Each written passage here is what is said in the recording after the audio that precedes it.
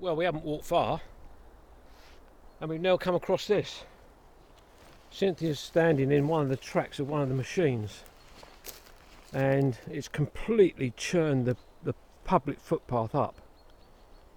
And I said to Cynthia just now that it reminds me of a walk I did at across Graffham Common, when the machines have been across there, and you can see the depth of some of these furrows that the wheels of the machines have created.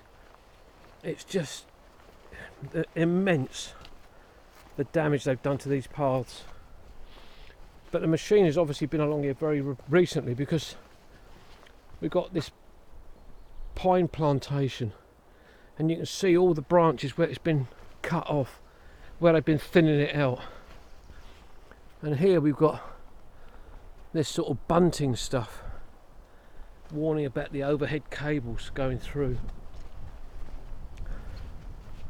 But just to my left hand side, it's just almost pure mud. Oh, Cynthia's just spotted there's another one of these huge machines up here, just up in the distance. But we are trying to pick our way through this now. This side's not too bad, but just look at that there.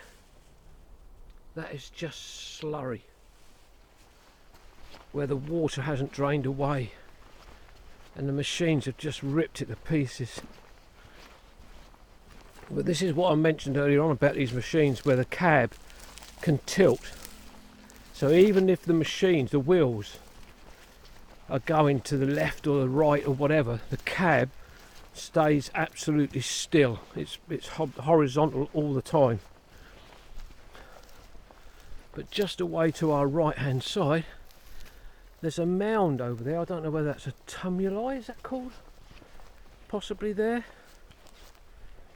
I think they've dumped it there and they've been building up the road. Oh yeah, could be, yeah. Right, so we're still trying to pick our way through all this lot.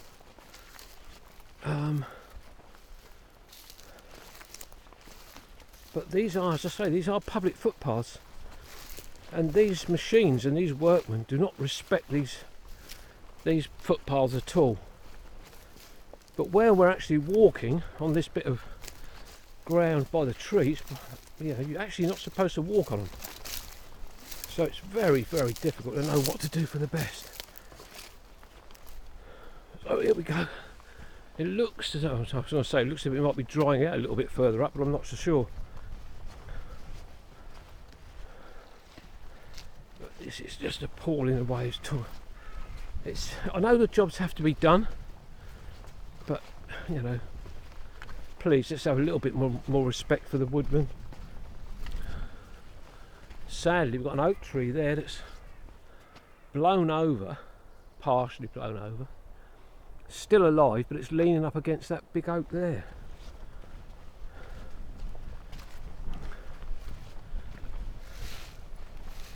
But here we are, it's another one of the machines, and this one's got its cradle or trailer attached to it, and again it picks the logs up, drops them on there, and away they go. But they are just huge machines, massive machines. Well, we've just crossed over King Edward Drive, which comes from the A286 Midders to Haslemere Road through to where King Edward Hospital used to be. And we're now walking through more woodland, but totally different to what we saw just now, where we had fir plantations. We're coming up this, it's obviously an old track of some sort, got a stone on the ground, signs of bluebells coming out. But just now Cynthia spotted a tree just on this left hand side, clearly been down for a very long time, and the length of it was unbelievable. It's just huge. But we have to be very careful where we walk at the moment because there's stones in it under our feet, as you can see.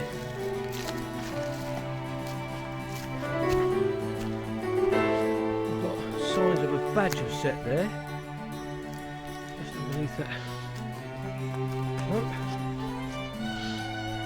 Lots of fallen trees as we were carry on up through this lovely shady path. Really, it's got dappled sunlight coming through the trees. Look, another sign of perhaps a badger set there, and they're on both sides of this track. There's another one there. Wouldn't like to meet one because they can be quite vicious, I believe. But they're all burrow entrances all around here. One there, going down underneath the roots of this holly tree.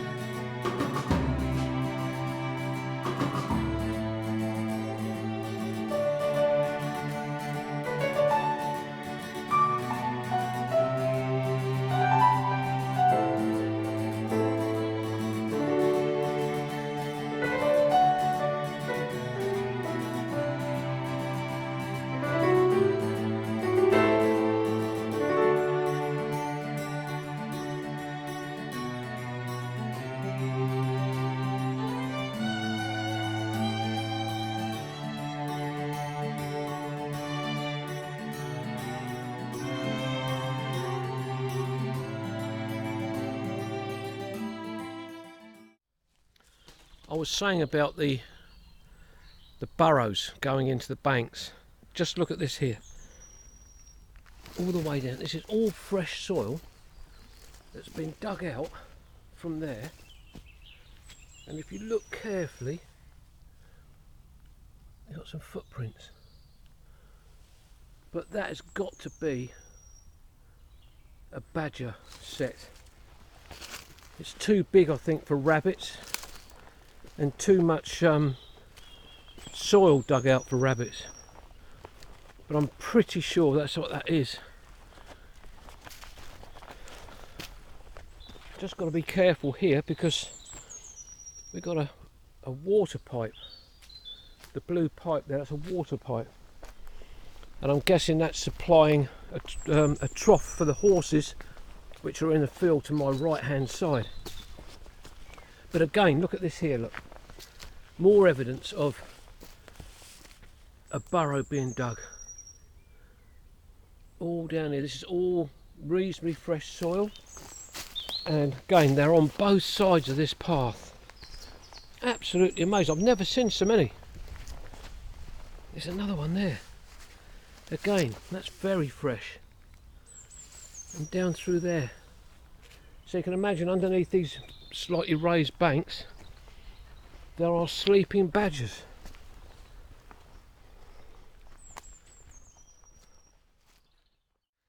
Well, we're now walking through this little cut through where the sweet chestnut has been cut just a few years ago. We've left behind the stuff that's being cut now. Actually, we got to a point back quite a ways and we wasn't sure which way we had to go, so I got the map out, had a look and worked it out. Got some people up here now. Cynthia was convinced we had to go, turn around and go back, but I wasn't. We need to pick up the Serpent's Trail. Oh, and that's exactly what we've done. Have faith, I said, have faith. Ah. Well, we have crossed. We've left the Serpent's Trail, which was back over there. But if we carried on following the Serpent's Trail, it would be taking us a lot further round than what we really want to go. So we've now come out onto this common land. We're still going the same direction. But yeah, we are really. We're still following the line of the Serpent's Trail, although about 30 yards to the left of the Serpent's Trail. But we're trying to see if we can cut across. We've got to head roughly in that direction. That's where we need to get to. And heading back to Midhurst. But with these little footpaths zigzagging across this common, with the map that we've got, we're hoping that we can find some unofficial footpaths to take us across there to get to the right position, but it's difficult to know really which is the best route to take.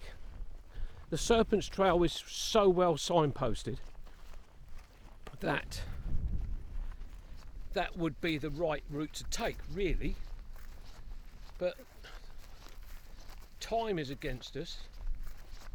But we have, Cynthia's just found a proper little path which might be the good one to go down. Well done. Yeah, we'll take this one past this lovely gorse with flowers beautifully still out, and we need to be heading downhill really to hopefully get back and pick up. We found a little lane on the map, can't remember the name of the farm, but hopefully this is the right way. We shall find out. We've got to have lunch yet. We had a snack and a coffee a little bit earlier. Yes. This looks like a well-worn path. It does, yeah, absolutely. And yeah, I think so. But we'll recheck the map again when we stop. I will check my phone too, but that's good. Okay. That actually tells us where we are. Yeah. Did you set yours in the end? Are you mapping the walk? Yeah. Oh, sorry. So Cynthia's forgotten that I was videoing. But we're both mapping the walk, but we're using different apps on our phones. But I'm using Strava. Cynthia's using Samsung Health, which is the one I used to use, but for some reason it doesn't like me anymore. So I've just gone off that now for a little while. But we decided to do this longer walk today. It's the first one this year, or since New Year's Day, that we've done together. But you know, we are a little bit restricted for time now, especially if we've got to stop and have something to eat. And the other thing is that I was given a load of stone, like granite stone, last year, and it creates a circle in your garden. And that's now finished, and I've finished a little footpath that goes from the stone circle to my seating area in the bottom of my garden, and I've dug the soil over and raked it all over, and our friend Andrew Norris sent us over some wildflower seeds, but I don't think there's enough for what the size of the plot. So we've got some other seeds, and we want to try and get them scattered onto the soil today and watered in, because the spring is now the last time we've got chance to do that until the autumn. And it would be lovely if we got some flowers come up early. It's very doubtful, but we'll have to see. So let's press on. Cynthia's leading the way, and as you can see, we're very well socially distanced. Well, we've come to the bottom of the common. Ooh, got a bit pound common it is, and Cynthia noticed that over just in front of us now, it was to our left hand side, right in the middle of this common, it's just all these masses of daffodils which are here, which is absolutely lovely. And there's a little blue flower there, and I don't know what that is, no idea, but I'm sure Cynthia will tell me. But they just spread right the way around these trees, and right the way this oak tree, and right down across there. And we're just above this valley, which is just down in front of me now. And right down the bottom, there's a deer. Down in the bottom there, between the trees, with a little white bum sticking up. Fascinating what you see when you're out on a place like this.